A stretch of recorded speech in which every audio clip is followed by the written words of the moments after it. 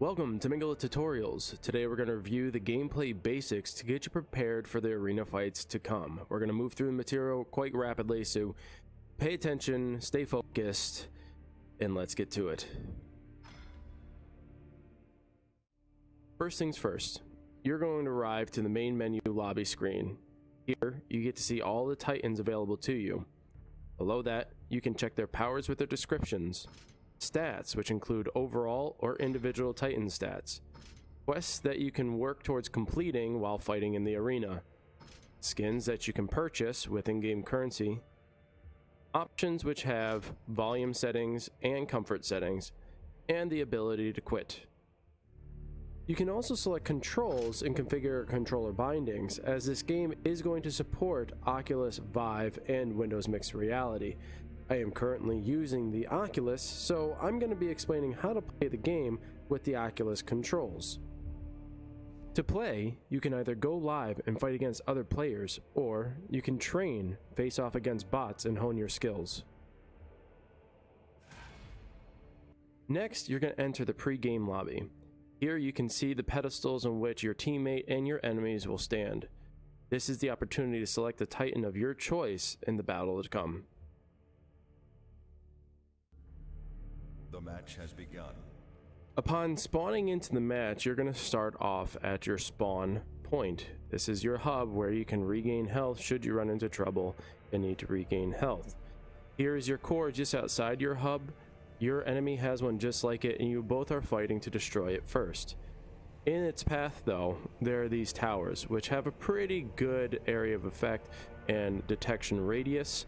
They hit really hard. And these will help you in defending your core. Moving out a little bit further, you're going to have yet another tower as a line of defense. To move, you simply use your left thumbstick, push forward or push backwards, push right and left to strafe, and the other thumbstick you use to turn. You also find the X and Y button are useful in pulling up the board. Also, opening up the menu. Allied tower is under attack. When fighting, you have three basic skills on top of your primary attack. As you can see with Aurora, she has limited ammo for her primary attack. To shoot your primary attack, you just simply pull the right trigger. To reload before running out of ammo, just raise your right arm. Allied tower is under attack. To start activating these skills, all you have to do is press the A or B button. They correspond with their position on here. To activate the ion shell, I simply press that corresponding button, and it prepares the move.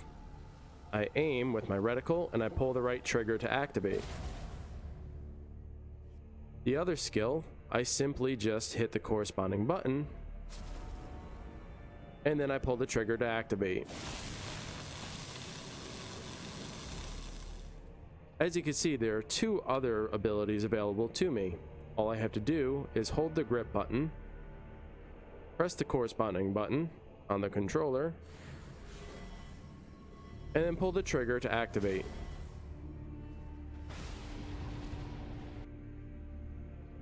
This is my ultimate. As you can see, the cooldown is much longer than my other skills, so I'm going to have to fight and wait until the cooldown is complete to actually activate. The last remaining item available to you are the rally minions. These minions are a lot stronger than your basic minions that spawn on a regular basis. Once this blue circle is full, I simply raise my arms and I release the minions, as you can see here.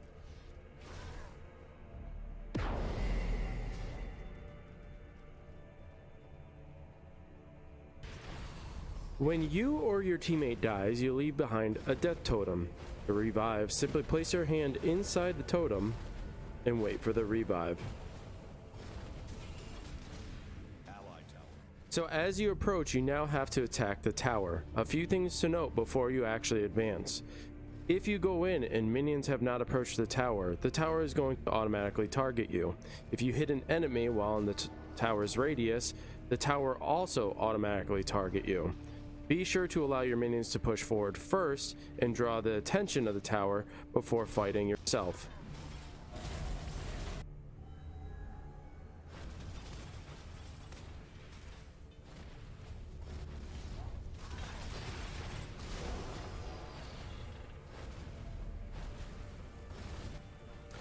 You're going to want to strike the tower with as many attacks as you can. As you can see, the health bar on top is slowly going down with the assistance of my minions and my own power.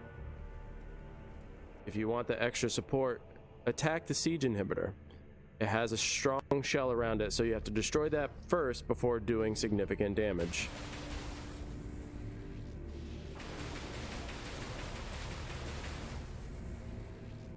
Use your abilities to take down the siege inhibitor quickly.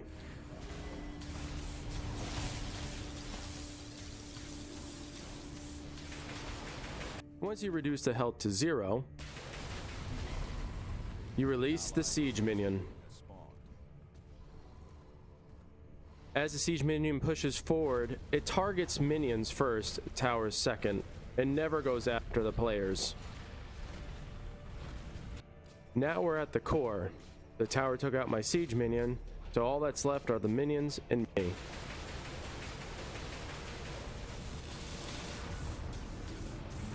After destroying the core, you are victorious and you come to the end game screen. Here you can check your stats, which is how many kills you have, how many final blows you have, how many deaths you have, and lastly, how many minions. Here you collect your currency and also see how far you've progressed in your quests. And then you return to the in-game lobby once again, where you can select another one of the titans to try out. And that's it, your basic gameplay tutorial for Megalith. Now pick your titan, train hard, and I'll see you in the arena.